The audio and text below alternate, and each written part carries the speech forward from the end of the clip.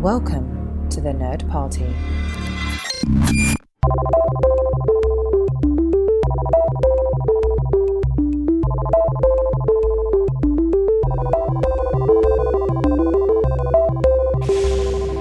Hello, everybody at home, and welcome. This is Second Contact, a Star Trek Lower Decks commentary podcast. I'm one of your hosts, Charlene Schmidt, and with me, as he always is Tristan Riddell.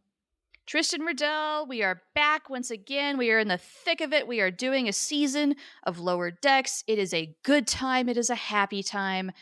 My heart is always just a little bit lighter when I've got something to look forward to every week that makes me laugh, and that would be Lower Decks. How about you?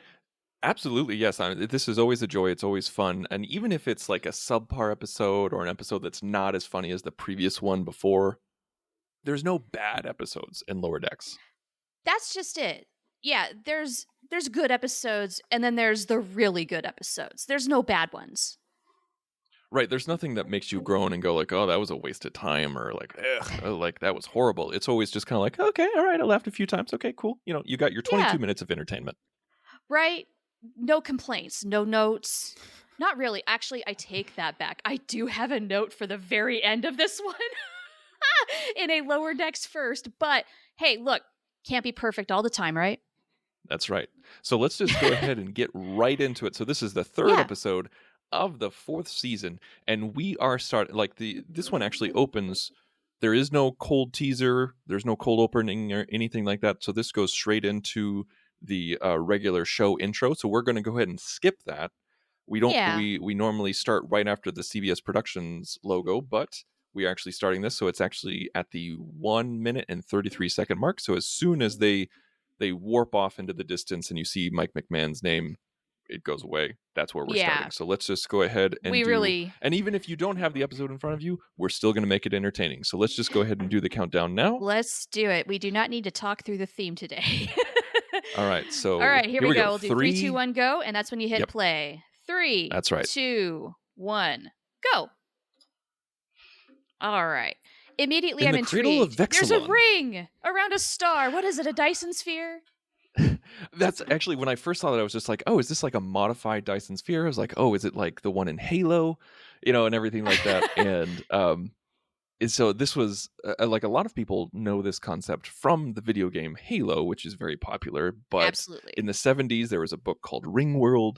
And so like this is a tested, tried and true sci-fi concept. And I love that we're introducing this into Star Trek. Yeah. And side note, it just looks cool. Exactly. Yeah.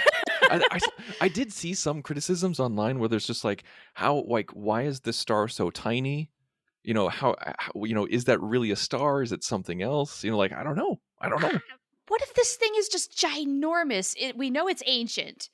So. But if it was like 1 AU, people were saying, oh, we wouldn't see the other side of it. We would only see one. It'd be so far away. That we'd only see like one section. Stop overthinking it and just enjoy it for once, would you? I mean, I love to hate Star Trek fans for as much detail as we value in the show. Like, there's just a point where I want to tell people, stop it. Just stop it and enjoy the show. Once we got to that point, I was just like, oh, whatever. It's a ring. It's cool. It's a ring. That is not important to the story, okay? Now, the thing is, though, if this was in like Discovery or TNG or something like that, then I'd be like, no. We can ask those questions. But in Lower Decks, just let it ride. Yeah, Lower Decks does get a certain amount of privilege for being the brand of Star Trek that it is. Mm-hmm. Gotta grant it just a little bit of leniency. Yeah, things that happen in Lower Decks would never happen in the live action shows. And that is a part of the appeal. That is the feature, not the bug. I love that this machine, like the computer, they keep referencing, like throughout the episode, they keep saying like, well, did it go crazy? Is it trying to take over the world? Like, is it trying to enslave everyone? They're like, no, this is a nice one. This guy's okay. Well, what do we do with that? we don't have protocols for that one. And that's the thing. That's the beauty of Lower Decks, is that it plays on the trope. It acknowledges the trope. 1,000%. kind of like if Picard was sitting down and says, like, have you ever noticed that whenever we investigate colonists or scientists at a remote outpost, it never goes well? Yeah, right. Yeah, I appreciate the self-awareness that Lower Decks brings to all the tropes, because there are so many tropes and they've called them out. So I think this is the episode where we've gotten the most to Lynn. I think. I think right? so. Yeah, she plays a pretty important part here. I mean, Boimler is leading this mission, but I would say T'Lyn is leading Boimler, wouldn't you say? Yeah, I mean, like, she is the opposite of Boimler when it comes to emotions, not just because she's a Vulcan, but she's calm, she's cool, she's collected, and Yes. she's able to say, like, yeah, even though they're both rank, they're both the same rank, I should say. She Yeah. clearly is much more level-headed, and that is exactly what Boimler needed. Yeah. Boimler, like, the poor guy's a mess right now. He is anxious. He's feeling the weight of that responsibility on his little shoulders, and it's a lot for him. He understands the pressure, which is both good and bad. It's sort of like stress. It's good to Yes. feel a little bit of stress so that you're on your game and you're giving your best to whatever it is you're doing. But if it overwhelms you, it's going to shut you down, and that's bad. And I appreciated that it wasn't for his fear of screwing up completely. It was the fear of, oh God, these people are responsible. I'm responsible for these people, and Right. they could die. Yeah, he can't hand that. He doesn't want to be responsible for that as the team leader. But Now, as we I was see glad to later on, see. his strategy for that, not so good. I was really happy that it was T'Lyn and Boimler and not Mariner and Boimler this time around, because Yeah. Mariner would just be screaming at The whole Boimler to calm time. down, but T'Lyn actually Right. gave good advice. Yeah, this is a situation where I don't think Mariner would have necessarily been a good help. Unlike in the Right. last couple of episodes where she really has been great for Boimler, but in this situation, yet to Lynn, he needs an even cooler head of reason, and that is not Mariner. Now it's So fun we to get a see the callback. message box again. Yes, exactly. Yeah, we get a callback to the Betazoid marriage box or whatever the hell it's called, and the Wadi Chula game. Yeah. So we get a TNG reference, we get a Deep Space Nine reference, and I love that Rutherford asked the question like, "Oh my God, is this sentient?" They're like, "No, it's cool, it's cool," like, because that raises a lot of questions. We're like, "Oh man, we're just throwing them in a Seriously. closet." Right? Yeah, okay, also there's just like this room full of artifacts. I call it the reference room. You know, when Well, we yeah, need to like, I make think they called it the anomalous room, or like the anomaly room, something the like that. anomaly room, something like, yeah, like, Yeah. does every ship have one of those? What's up with that? So this introduced a new thing, and I'm gonna get you. You were criticizing this pretty hard at the beginning of the episode, and I'm gonna be that person now Uh-huh. and talk about isolinear chips. Yes. So apparently, isolinear chips can get hot. That's terrifying. Apparently. Apparently, like it can get hot.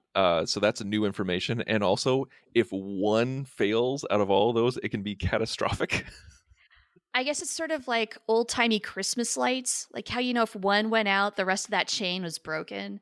But that's a serious fallacy in the system there. Why- Like, I guess we should chalk it up to now that at the end of the episode, he does admit to Ransom that he was just screwing with them. So maybe that's one aspect that he was lying about. Yeah. Like, but you'd think Rutherford would know that.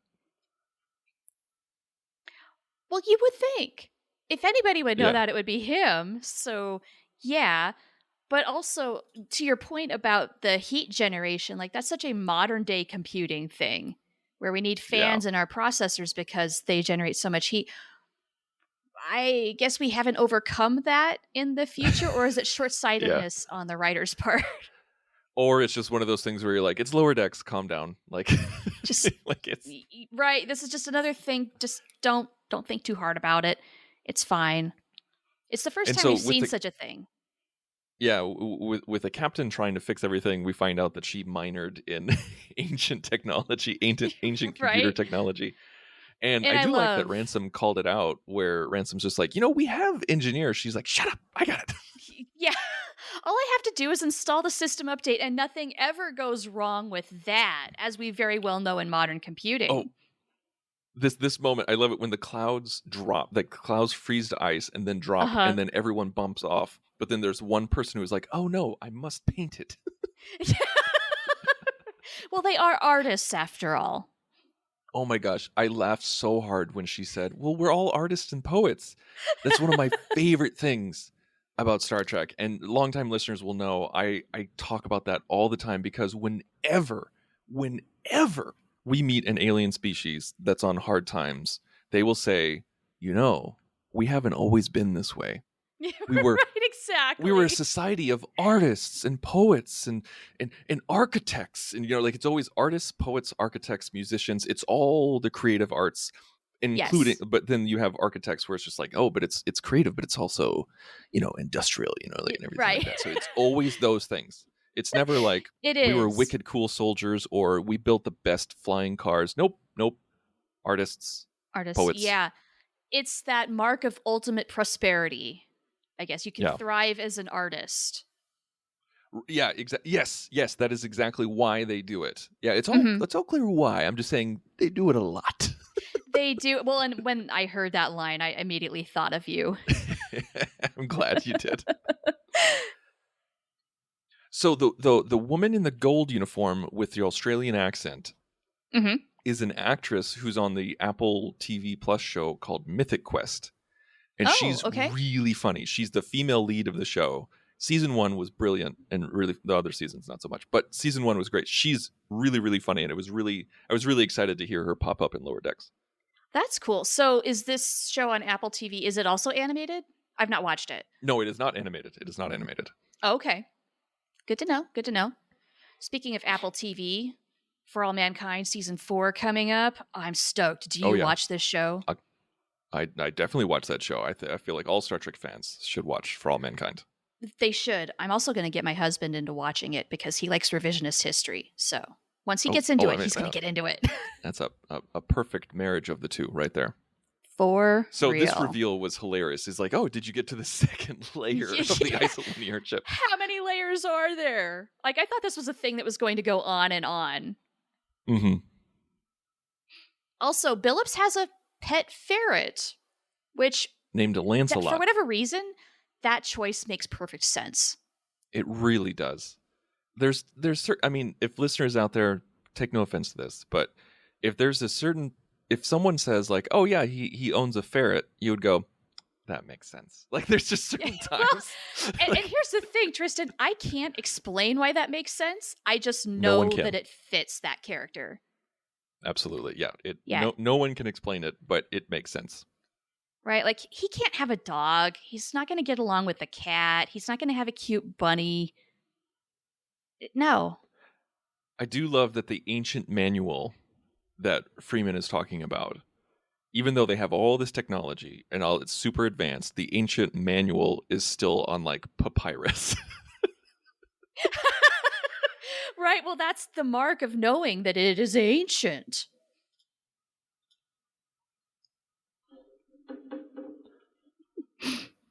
So the I think it's a treat whenever we get Billups, and I was happy that we got an entire episode about Billups, and this is the moment where I was, like I was pretty happy that they referenced where Billups is just like, oh, is it trying to take over everybody? And he even brought up the whole like, did you jiggle the power cord? Like we all have those moments where we're like, oh, clean the gunk out of the mouse, or like restart it, or like. Clear your settings. Exactly. It's IT 101. Did you turn it off and turn it back on again, kind of thing. Also, utilizing the term Genesis, like regenesis. Like I know that's it's a common term, but for Star Trek fans, it means a little bit more. It sure does. Genesis is a very loaded word. I was almost expecting them to make a Sims reference at that point, the way they were like showing like, okay, we're going to generate this thing and then we're going to do the next thing. And like, I don't know if you play Sims or not, ever have, but they have a phrase called reticulating spleens. It's one of the most common things that's been through the whole life of the game in every evolution for the last 20 something years. And I just thought, if there's a time for a Sims reference, it's right here, and they didn't do it. Dang it. Because we were talking about No, Halo earlier, last time I so video games, you know. Yeah. Oh, the last time I played Sims was like in 5th grade. It was like Sim Tower or Sim City or something like that. Okay, SimCity is different than The Sims. Those are different games. Oh, it is. Oh, I thought it was like made by the same. Oh, okay, cool. Now, they might be the same company. Like, I think they both actually did start with Max's. But yeah, SimCity is where you simulate a city. Oh no, and you deal with I population I know the issues. difference. I just thought it was like the same people who made it. Okay. I don't think that's the case anymore, but like SimCity hasn't had a release in who knows how long. Now we have City Skylines. I love that they introduced volcanoes into it, where it's just like it really makes you feel like you're going back to Star Trek 3, and you know, like the crust is just opening up, and Spock's a kid and like running around trying not to jump in lava. Right? And I also love that not only did we get a Move Along Home reference with the Wadi Chula game, we're actually going to go inside. We sure are. It's going to happen. Alamarine, lemon meringue, it's all going to be a thing in this episode, which that made me laugh so hard. From now on, that's what it is for me, is lemon meringue. Lemon meringue. Lemon meringue. And that's such a Mariner thing to say. Is totally. Because you know she knows it. You know she knows the phrase Alamarine, but she says it just to be funny. Yeah. Yeah. So this guy, this lieutenant, is a real. I don't like him. It's he's a sociopath here. He's yeah, he's a masochist. He is the problem for me in this episode. When we get there, we'll get there. He's just, his leadership sucks. He's getting all emotional now, but we find out that this is all part of the joke. Yeah, it's all part of the hazing. Which, I'm sorry, which Ransom was aware of.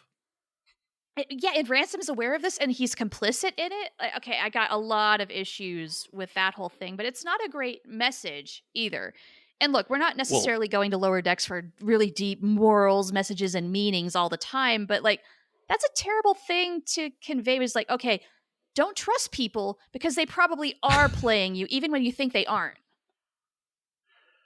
Like, well, I mean, you're not wrong. But at the same time, I don't think it's that deep.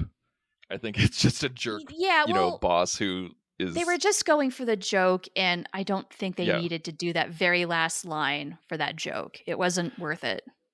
Yeah, I think you're right. I think they definitely could have left it alone at it being real. That would have been fine. I don't think we needed to end on him saying, oh no, I was a jerk the whole time. You're right. You are right. Did it bother me that much? No. Could I live without it? And do I think it would have been better without it? Yes. Right? Like, okay, Mike McMahon, that's my note of this episode. You could have cut that one out. It would have made the episode probably 10% better. So with Boimler finally coming to terms that he needs to lead instead of just doing it for them because of his fears. Yes. Part of me felt like this came a little too late in the episode. You think he carried it on too long? I think the joke was a little one note. Like, this is would you say this is the B plot? The A plot? This might be the A plot. I don't know. I feel like the joke was a little one note. And it just, it didn't revive. Like, there was funny things in it. It's just, I felt like we could have come to terms with it a little bit sooner and then added more drama on top of it moving forward. No, I agree with you. It's weird to say that this episode feels a little padded, but yeah, I think this plot is so thin that they did stretch it out just a little too long. Right. They could have cut it out, gotten the same message across. I think you're right, because some of this did feel padded. I feel like if we went with this story, like the Wadi Chula storyline, or like them doing like, because basically like with the isolinear chip storyline, there's a lot of things going on right here. You got three people doing their own thing. Like you have Tindy trying to do it on her own. You got Rutherford in the move Alan along Moraine. homeworld, lemon meringue, and then you have Mariner trying to talk about Tellarite slop jazz. Yeah, a Now, lot of granted, moving parts it's here. cut really frenetically. It's a nice back and forth, but if you needed to pad the runtime, this is where you could extend things just a little bit more. I would think there's more to work with here. Agreed. Yep. So apparently there was a problem. Like I did like that he wasn't lying about that, at least. Like there was Yes. an isolating chip that was busted. It is so weird, though, that an advanced starship in the 24th century could not just identify the defective I chip know. for you, though. Now, maybe that is Yes. part of the setup is like, oh, no, you have to manually check it. Like, that's all a lie, probably. But again, we're overthinking this. Yeah. So this right here, like the Betazoid box just experienced a whole sentient life a la the Inner Light. Are we supposed to... Is that what we're thinking about? Like it was another probe like the Inner Light? It must be, yes. Something like that, to that effect. And if that's the case, doesn't that mean that this guy would be sentient, like the box? Because he lived an entire life and said he missed my wife? So I feel like we're going back and forth here, folks. Again, yeah, it's there's a for the lot joke. of questions. We're never going to get answers to them. Yeah, but like we said, it's for the joke. We're overthinking. We're Star Trek fans. We overthink.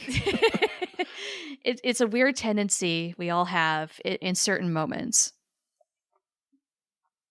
And imagine that teamwork makes the dream work. That is what needed to happen to save the day. Now Right, that and I is a think good that's message. why that's the message that we should take away from this episode, and I think that's why we're cutting back and forth so quickly between the three on the chip storyline, and then also with the ensigns on the surface. Agreed. I love how sweaty Boimler is, and his eyes are all Have we ever seen like sweaty pits on a Starfleet officer before? I feel like we have. Yeah, I because do like I too. think there was an episode of Voyager where they had to like overheat everything, and everybody was sweating that's except for the right. Doctor, Okay, and everybody kind of had sweat good stains there. call. Yeah, I can't guess remember the I don't know. episode, Did we but- see the sweaty Oh, was pits, that or the was cheese everybody's one? face wet? Was No, it? that wasn't the It cheese might have one. been. Good golly. Or was the cheese one the macrovirus one? Yeah. No. Those are different. Those are different episodes? Okay. Yeah. Okay, so yeah, with Macrocosm, yeah, Janeway does get a little sweaty in her tank top, but I'm thinking in uniform specifically. Oh no, that's what I was talking about. Like the macrocosm one, she's in her tank top, but in the other one, where they have to superheat the ship in order to kill a virus. Yeah.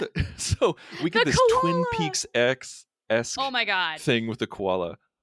And Yeah. the for those of you who don't have the subtitles on, it's in the subtitles it said speaking koala. That's a great touch. Like that's his language. That's the language. Okay, so koalas speak koala. Not even koalis, it's just koala. Koala. So Boimler straight up died. His heart stopped. He was dead.